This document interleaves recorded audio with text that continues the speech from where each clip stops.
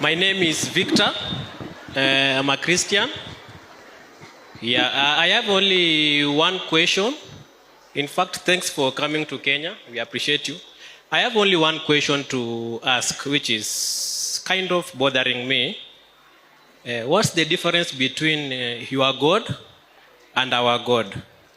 The reason why I'm saying this, it's because both of us, our prayers are being answered. When the Muslim pray for, when they have a sick patient, they pray for the patient, she gets well, same as Christians. So are we serving one God, or just want to know that? The brother asked a very good question and a very important question. He asked, what is the difference between your God and our God? What is the difference between the God of Islam and God of Christianity, correct? Yes. Because both of us pray to God and our prayers are being answered. If you think logically and scientifically and spiritually, the God of the Christians and the Muslims is the same. There's no difference. The God of all human beings are the same. Whether he's a Christian or a Hindu or a Jew or a Muslim or a Sikh or a Parsi, God is only one.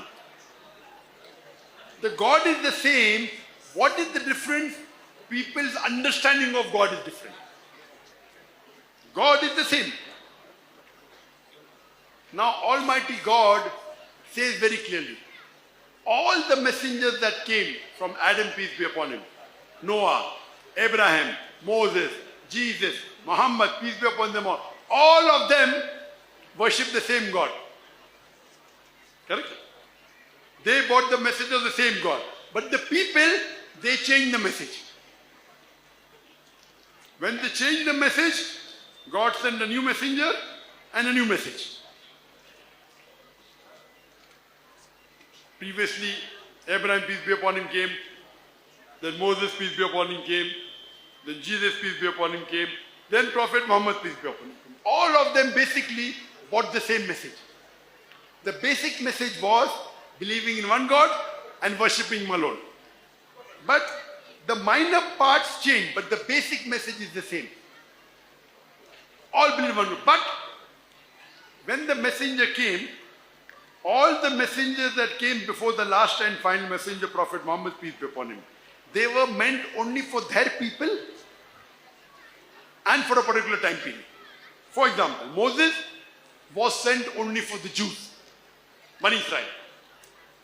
Jesus Christ, peace be upon him, the Quran says in Surah Imran chapter 3 verse 49, he was sent as a messenger to Bani Israel for the Jews. Jesus Christ, peace be upon him, said, it's mentioned in the Gospel of Matthew chapter number 10 verse number 5 and 6, go ye not into the way of the Gentiles. Go ye not into the way of the Gentiles. Who are the Gentiles? Non-Jews. All those who are not Jews are called Gentiles, whether it be Muslim, whether it be Christian, whether it be Hindu. So Jesus Christ, peace be upon him, said, go ye not into the way of the Gentiles. Don't go to the non-Jews. Enter ye not into the city of the Samaritans, but rather go to the lost sheep of the house of Israel. That means Jesus Christ told to his disciples, only go to the Jews. Jesus Christ repeats his message in the Gospel of Matthew, chapter number 15, verse number 24, that I have not been sent but to the lost sheep of house of Israel. So all the messengers that came before Prophet Muhammad, peace be upon him, they were sent only for a particular group of people, and the message they preached was supposed to be followed for a particular time period. But because Prophet Muhammad, peace be upon him, was the last and final messenger, he was not sent only for the Muslims or the Arabs, he was sent for the whole of humanity. And Allah says in the Quran in Surah Anbiya chapter number 21 verse number 107, وَمَا أَرْسَلْنَاكَ إِلَّا رَحْمَةً لِلْعَالَمِينَ, that we have sent thee not but as a mercy to all the worlds, as a mercy to all the creatures, as a mercy to the whole of humanity. And because all the previous revelation, 4 are mentioned by name in the Quran, before the Quran came, Torah, Zabur and Injil. All that came before the Quran, they were meant only for a particular group of people, for a particular time period. But the Quran was the last and final revelation. because there will not be any other revelation, Almighty God protects it and says in Surah Hijr, chapter 15, verse number 9, I have revealed the Quran and I shall guard it from corruption. You're listening to me, brother? Mm-hmm. So, because Quran is the last revelation, all the other revelations that came before the Quran, the Torah, the Injil, they have not been preserved in the true form. Because they were not meant for eternity. So Allah subhanahu wa ta'ala did not think it to preserve it. But because Quran was the last and final revelation, Allah takes it upon himself to preserve it. All the messengers that came before Prophet Muhammad, peace be upon him, they were not meant for eternity. Jesus Christ never said, peace be upon him, go to the Muslims, go everywhere. He said, go only to the Jews. So that's the difference. So now, you ask me the question, what is the difference? There's no difference.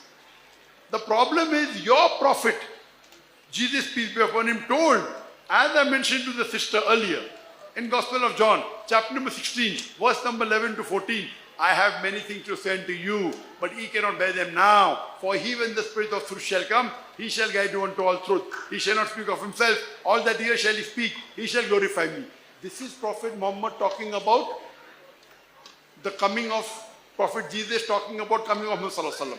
Day after tomorrow, I'm giving a talk. Prophet Muhammad, peace be upon him, in the Bible, in detail, about his prophecies, in detail. So, why don't you follow Prophet Muhammad, peace be upon him? So the Almighty God is same. Allah says in the Quran in Surah Imran, chapter number 3, verse number 19, Inna Dina Indallahi Islam. The only religion acceptable in the sight of Allah is Islam. Islam means submitting our will to God. So, your God and our God is the same God. But, most of the Christians say, Jesus is God. And then that God died on the cross. How can I believe God died? You may not be saying, but most of the Christians say, God was in hell for 3 days. Jesus Christ, peace be upon him, went to hell for 3 days. How can I believe God can die? So, God is same, but your version of God is different. Our version of God is Surah Ikhlas, chapter number 112, verse number 1 to 4, which says, Qul huwallahu ahad. Say is Allah one and only. Allahu samad. Allah the absolute and eternal. Lam yalid wa lam yulad. He begets not, nor is begotten. Wa lam yakul lahu kufuwan ahad. There's nothing like him. This is the four-line definition of Almighty God. Any candidate you say is God. If that candidate fits in this four-line definition, we have no problem in accepting that candidate as God. For example, do you believe Jesus is God? Okay, let us put him to the test of Surah class. Qul huwallahu ahad. Is Jesus one and only? He is not the only man who claimed divinity. The country where I come from, India, there are thousands of men who have claimed divinity. Number 2, Allahu Samad. Allah the absolute and eternal. Was Jesus Christ, peace be upon him, absolute and eternal? Yes. Was he absolute and eternal? You know, the Roman poked spears, correct? Yeah. He died. He is not absolute and eternal. So he cannot be God. Lam yalid wa lam yulad. He begets not, nor is he begotten. He was begotten to Mother Mary, correct? So he cannot be God. Walam yakul lahu kufuwan ahad. There is nothing like him. We know Jesus Christ like human being. One nose, 2 eyes, 2 hands. He cannot be God. Suppose some lunatic man tells Prophet Muhammad is God. No Muslim will say that. But suppose a lunatic man says Prophet Muhammad is God. Let's put him to test. Correct? Qul huwallahu ahad. Is he the one and only? There are thousands of men who have claimed to be God. Allahu Samad. Was Prophet Muhammad absolute and eternal? No. He went to Taif, he was stoned, he bled. He had to eat food. Right or wrong? So he cannot be God. Lam yalid wa lam yulad. He begets not, nor is he begotten. He was begotten. He had a mother by the name of Amina. His father's name was Abdullah. He had children by the name of Fatima, by the name of Ibrahim. He cannot be God. Walam yakul lahu kufuwan ahad. There's nothing like him. So, if you put to test of Surah Ikhlas, is the true definition of God. So the problem is, your God and my God and all human beings, God is the same. You have misunderstood the meaning of God. you are worshipping a false God. So if you are worshipping a false God, you have to search for the truthful God. As I said earlier, there is not a single unequivocal statement anywhere in the Bible where Jesus Christ, peace be upon him, himself says that I am God or worship me. If you can point out, brother, I'm talking to you. Yes. When I'm talking, don't look down. Then what is the use? Then I sit down. You ask me a question. Yeah. You have to look at me. You cannot read and listen to me same time. Can a person do two things 100% together? Yes or no? Yes. Two things you can do together. Yeah. 100%. Yes. Two things you can do. You can do yes or no? Yes, I can do. Very good. You can be in India and be at the same time. No. You can do half-half. If you are reading, you can understand me 100%. No. Yes. If you are reading something, you can understand me 100% or maybe a little bit here and there. No, I can't understand. All right. Yeah, now you are speaking truthful. Thank you, brother. I was not hearing. That's very good. Thank you. If you make a mistake, say sorry, no problem. Don't argue like that young kid. Correct? So I agree. So when you're asking me a question, you pay attention. I'm giving the answer, finish the answer, then you say, Dr. Zakir, where is the answer? So if you ask the question, everyone is listening, correct? And Yes. you're not listening. Is it correct? I was writing down what you were saying a bit. Writing down, no problem, I'll repeat it.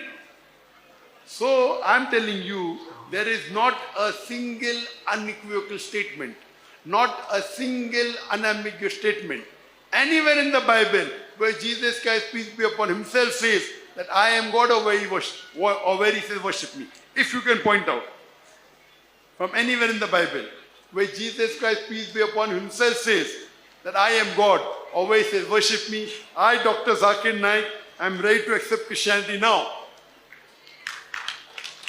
Challenge. No. Very good, brother. Brothers, I hope you realize the true concept of God. And I pray to Almighty God that may you really worship the true one God. And you're very logical. And I pray to Almighty God to give you guidance to search for the true God. Thank you, brother. I love you. I love you for sake of God.